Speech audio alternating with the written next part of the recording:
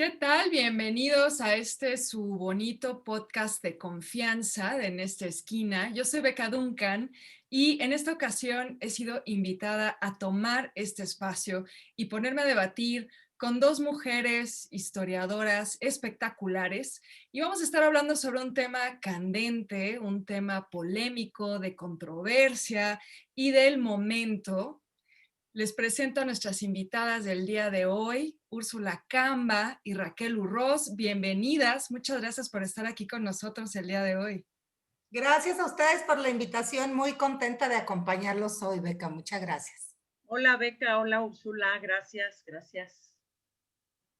Oigan, pues se avecina el quinto centenario de la caída de Tenochtitlán, quinto centenario de la conquista, y eso ha levantado pasiones, ha levantado debates, y a mí precisamente por eso me gustaría discutirlo con ustedes, partiendo desde una pregunta que quizá podría parecer muy sencilla, pero no siempre es fácil de responder. ¿Se debe conmemorar un hecho como este? ¿Se debe conmemorar la caída de Tenochtitlán y por lo tanto la conquista de los pueblos indígenas de México? Raquel, ¿tú qué opinas? Comenzamos contigo.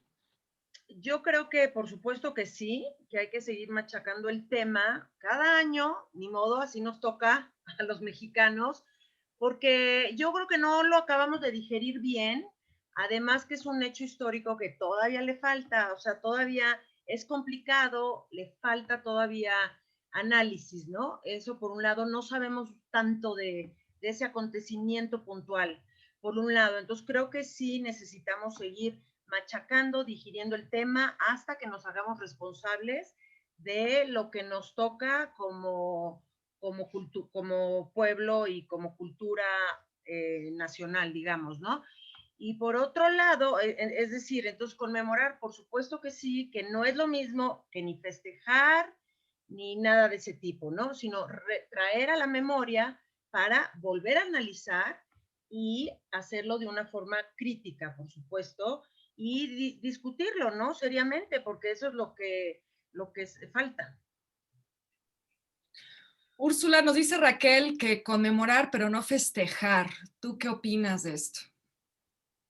Bueno, sí, obviamente, pues el evento está tan cargado de odio, este, tiene tan mala fama el evento que no se puede festejar en la memoria mexicana, no se puede festejar un evento de esa envergadura. Pero lo que sí creo que habría que pensar es que esa conmemoración perpetúa una y otra vez una visión monolítica del hecho de la conquista, que borra otras experiencias de conquista, que también forman parte de la historia nacional y de las que nadie habla. O sea, siempre es como la caída del imperio mexica, todos nos tenemos que identificar con los mexicas. Si por ahí había tepehuanes, otomís, tlaxcaltecas, totonacas, mayas, pues no nos importa, es como solo los mexicas.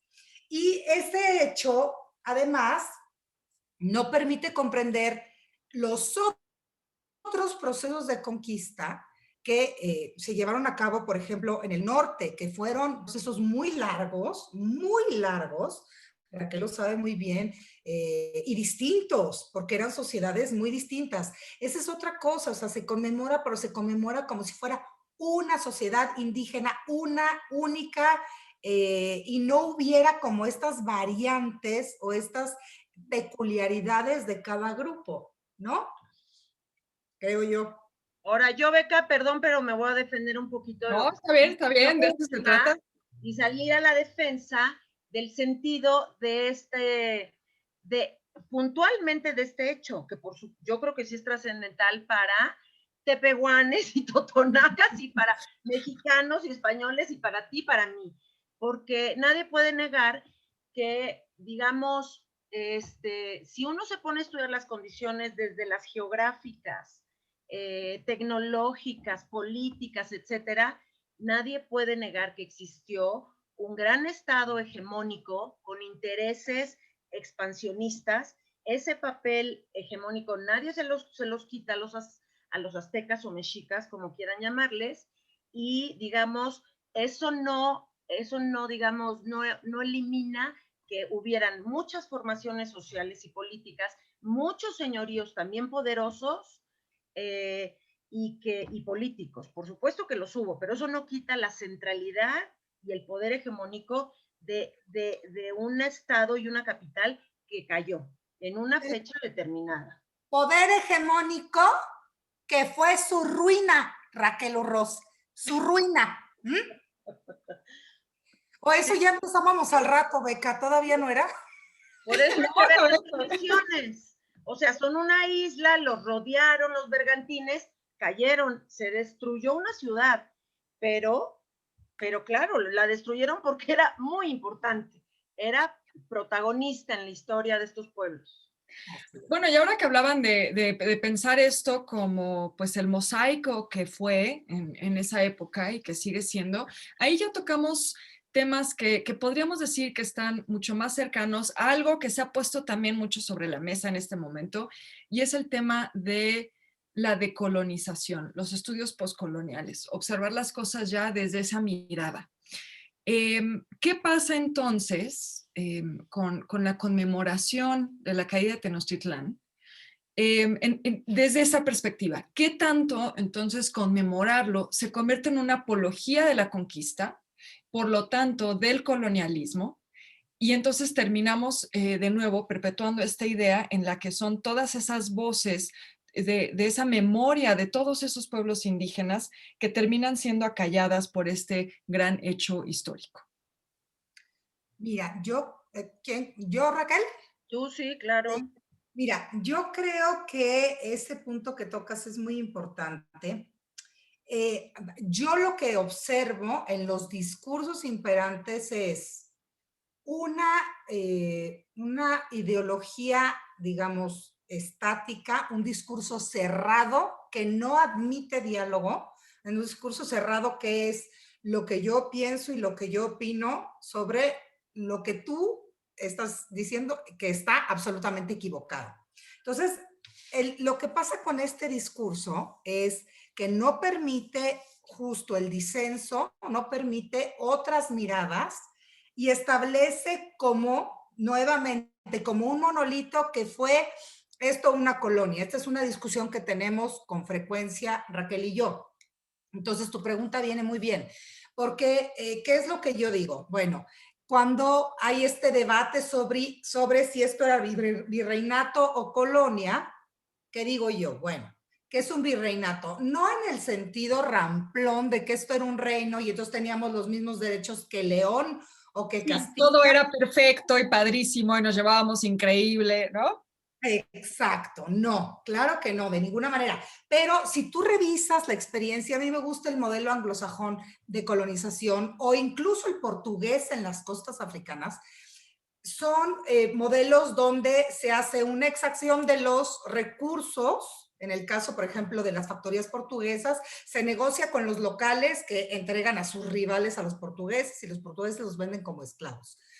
En el caso de Estados Unidos, por ejemplo, de las 13 colonias, no hay esta política que tiene la corona española de establecer no nada más calles y plazas y mantener los mercados que había, sino hacer cosas que anclan a la sociedad. Digamos, la Casa de Moneda, la primera imprenta de América, la universidad, sin que esto se trate de la leyenda rosa, qué maravilla, qué divinos, qué hermosos, qué bueno que llegaron los españoles.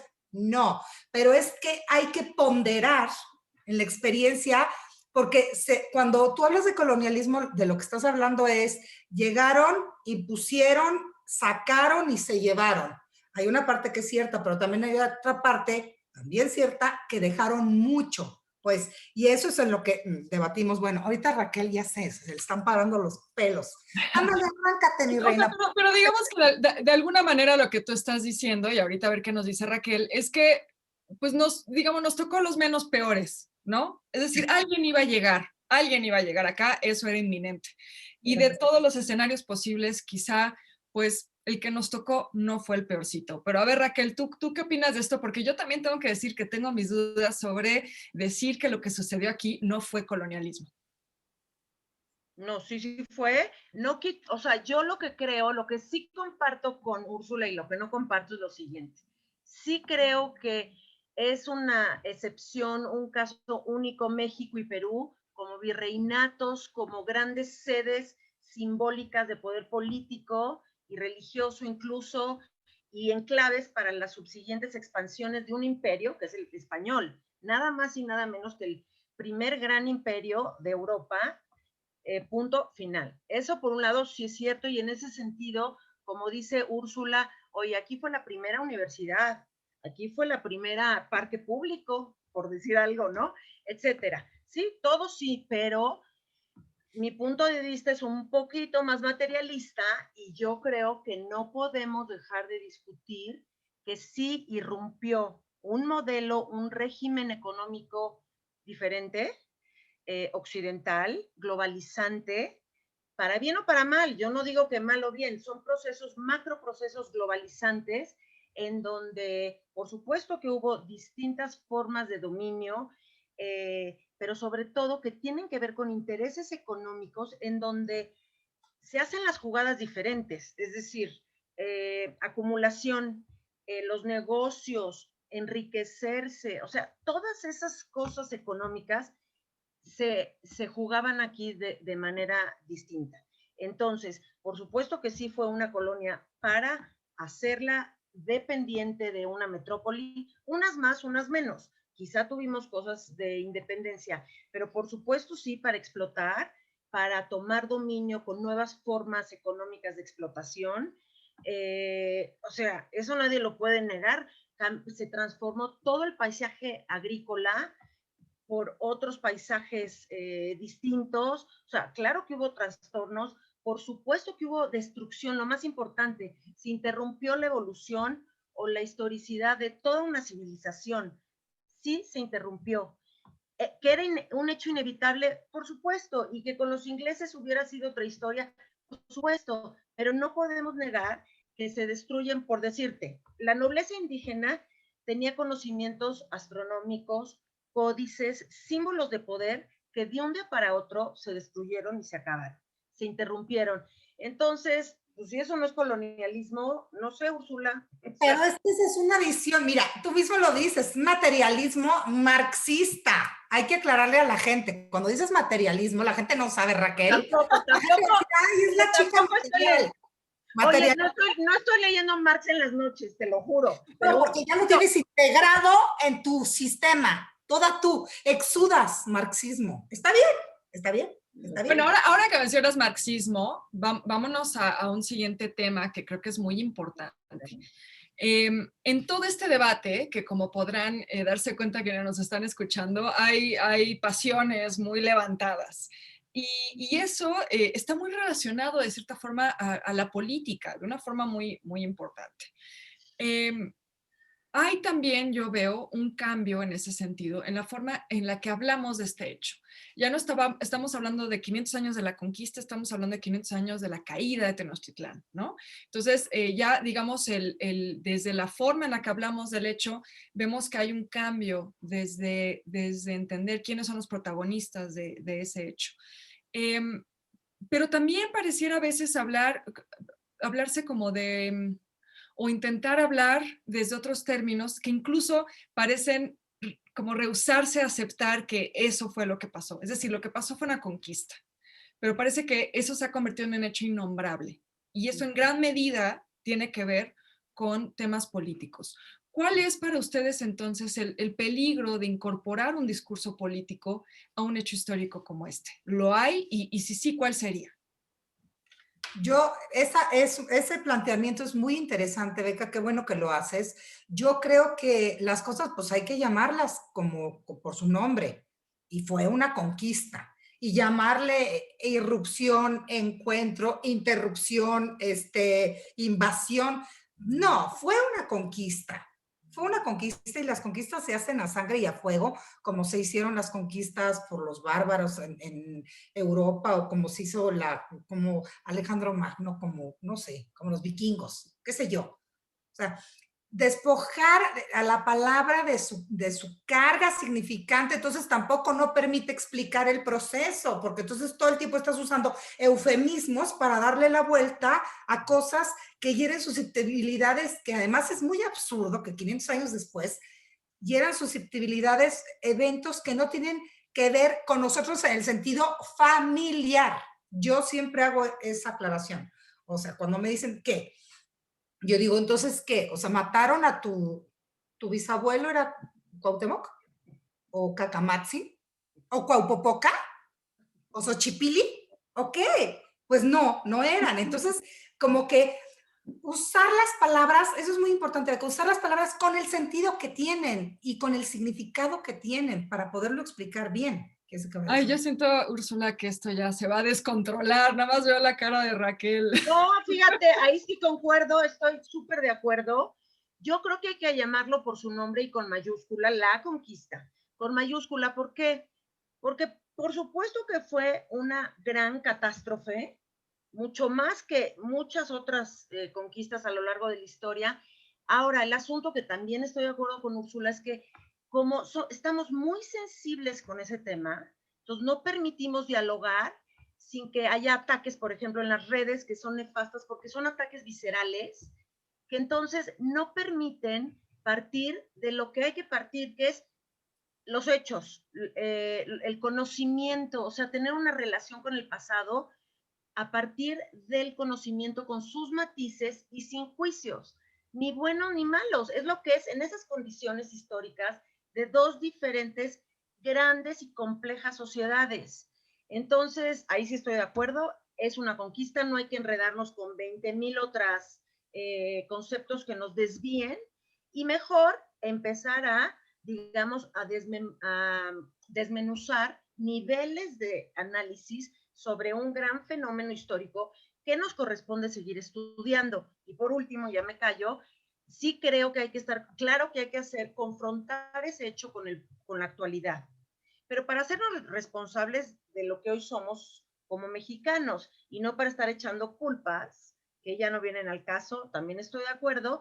Y por último, solamente distinguir cuando se hacen usos políticos o de legitimaciones muy específicas identitarias y entonces utilizan un hecho histórico para sus fines. Entonces ahí es donde se empieza a desprestigiar algo que es digno de análisis científico y de conocimiento para nuestro enriquecimiento, ¿no? Úrsula, veo por aquí que tú también te andas alborotando. Entonces, a ver, una réplica a lo que dijo Raquel. No, es que fíjate que es muy curioso cómo tenemos interiorizado el discurso, Beca, porque Raquel conscientemente, ¿qué dice? Pues es un evento que no es ni bueno ni malo, pero cuando lo describe dice es una catástrofe. ¿Me entiendes? Pero Ahí se ve la todos estamos en deformación. esto, ¿no? Pero puedo explicar por qué. Si no es Claro, una ¿no? catástrofe ser 15 millones, una civilización de unos 15, 20 millones, los que hayan sido, porque todo eso se tiene que seguir estudiando, hacer 1 o 2 millones, si eso no es una catástrofe demográfica y cultural, Pero que dijiste nos solo puede una evitar. catástrofe, solo dijiste una catástrofe. Ah, no, si me dan tiempo explico en qué sentido es un derrumbe, lo explico. O sea, bueno, si hay tiempo, pero tú dinos, Beca, si aquí nos quedamos o seguimos, porque Tú dinos, No, Beca. no, da o sea, tiempo todavía. yo no soy ni hispano, ¿cómo se dice? Hispano, Hispanofóbica. cero. Y ni hispano indigenista, cero, cero, cero. Pero de repente uno como que un poquito, pero hay que estar conscientes. Yo lo que creo es que hay que estar conscientes para regresar a saber que todos los legados que nos tocaron son riquísimos y mejor más vale integrarlos para hacernos más universales y más ricos con todo lo que tocó, ¿no? Bueno, a propósito de eso, una última pregunta, quizá ya para estos últimos minutitos, sería, eh, ¿cómo se puede conciliar entonces o cómo pensar esta conmemoración como un momento de reconciliarnos con esa historia. Creo que algo que es muy importante mencionar aquí y que va un poco hacia lo que decía Raquel es en esta idea de la catástrofe, es que aquí hay una memoria que falta todavía por darle más voz, que es la memoria de los pueblos indígenas, ¿no? Es decir, estamos hablando mucho, que es un tema que podemos también arrojar ahorita como últimas ideas, que el peligro de polarizar o politizar esto es que de alguna manera se está atentando contra la memoria de un hecho que es indudable, ¿no? Que sucedió y que tuvo consecuencias. Pero entonces, ¿dónde queda ahí la memoria de los pueblos indígenas? ¿Cómo lograr un punto medio entre ambas? Y yo les preguntaría si existe ese punto medio y si a través de esta conmemoración es posible reconciliar ambos. Bueno, yo creo que este, yo creo que no necesariamente tiene que, eso no, es decir, el hecho de la conquista no amenaza ninguna memoria indigenista. Y cuando se hace un uso político con intereses particulares, es donde lo que está sucediendo, por ejemplo, ahorita un poco de moda, querer hacer una contrahistoria, una historia contra lo oficial o de resistencias o con unas categorías indigenistas. Yo no digo, por supuesto que hay que rescatar y preservar todo el registro de la memoria de los pueblos indígenas, claro. Por supuesto que hay que tener conciencia y reflexión de que este México es un México multicultural y multiétnico, por supuesto, que todos debemos tratarnos con dignidad, igualdad, todo eso por supuesto, pero hay una trampa en donde podemos caer como se quiere incluir todas las miradas y todos los perspectivismos, y entonces se puede caer en una idealización o mistificación o, ¿cómo te diré? O como casi un folclore de lo indigenista. Y entonces, al revés, estamos dándole en la torre a esa riqueza que todavía hoy, los pueblos de tradición indígena tienen mucho que dar y podemos aprender de ellos. La relación con el medio ambiente, la vida en comunidad, o sea, pero no no en la parte de, ay, pobrecitos, un folclore. No se necesita esa perspectiva para darles algún lugar, ¿no? Úrsula, te doy la última palabra. Pues mira, ahí fíjate que estoy totalmente de acuerdo con Raquel. Me gusta el término que acuñaste tú, Beca, de nacionalismo fósil, porque creo que tiene que ver con... No, ahí tengo que decir, perdón, eso fue Francisco Robles Gil. Yo solo Ay, lo tomé yo pensaba prestado. que era tuyo, qué divino. No, yo lo tomé prestado del gran Pancho. Yo a ti, Beca.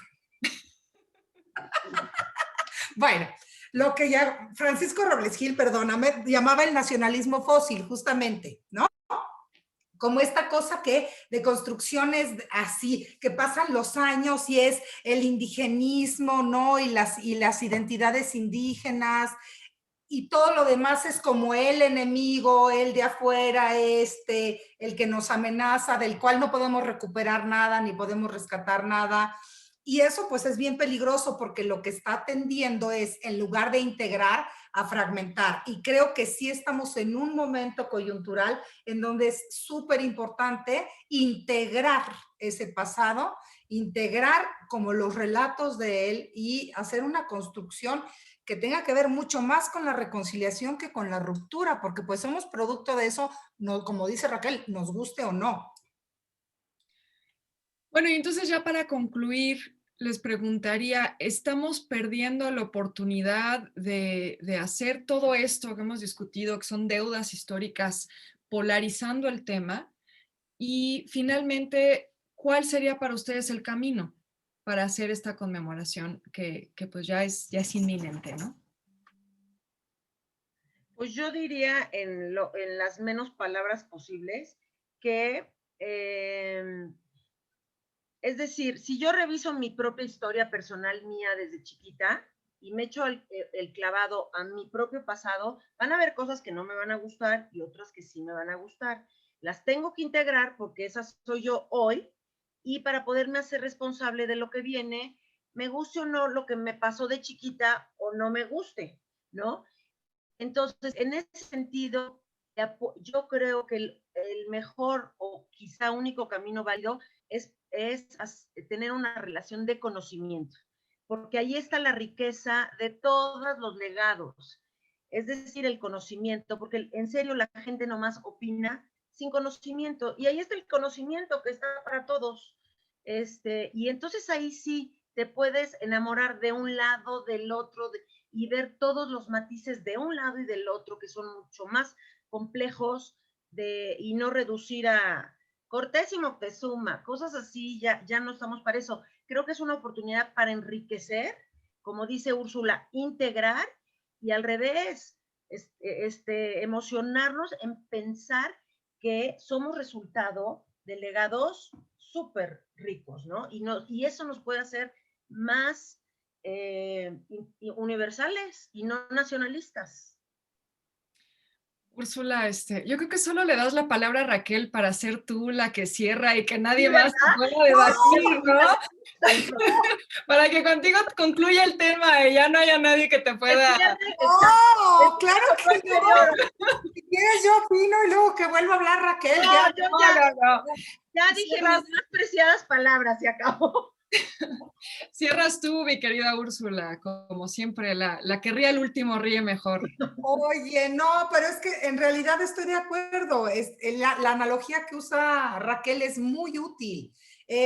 A lo mejor no me gusta lo que me pasó de niña, lo que fui de niña o cómo fue el devenir de mi juventud, pero esto es lo que soy ahora. ¿Y qué voy a hacer con esto? Pelearme con lo que fui de niña, pelearme con mis tíos, mis papás, mis abuelos, mis compañeros de la escuela, odiarlos hasta el fin de los tiempos porque son unos infelices, o decir, ok, esto es parte de lo que me formó y por eso soy así ahora. ¿Y qué voy a hacer con esto? Eso parece súper importante. Y sí, y tiene que ver justo con que la gente replica estereotipos y prejuicios como loros, porque no los leen, o sea, ni los escuchan, quién sabe dónde, cuando les preguntas, oye, ¿no lo leíste? No, pues me lo dijo quién sabe qué profesor, quién sabe dónde, quién sabe cuándo, o en quién sabe qué reunión. Entonces creo que sí, apelar a las fuentes que ahí están, leerlas, acercarse y formarse un criterio propio, creo que es básico.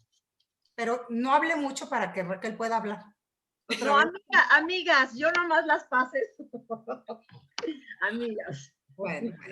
Oigan, pues muchas gracias por esta maravillosa plática, muy necesaria, creo yo. Espero que quienes nos escuchan hayan disfrutado tanto como la he disfrutado yo. Y quiero agradecer también a nuestros amigos de En esta esquina por permitirme tomar su podcast en esta ocasión e invitar a dos grandes historiadoras, Úrsula Camba y Raquel Urroz, a platicar un ratito. Nos despedimos. Muchas gracias. Gracias, Beca, y En esta esquina. Gracias.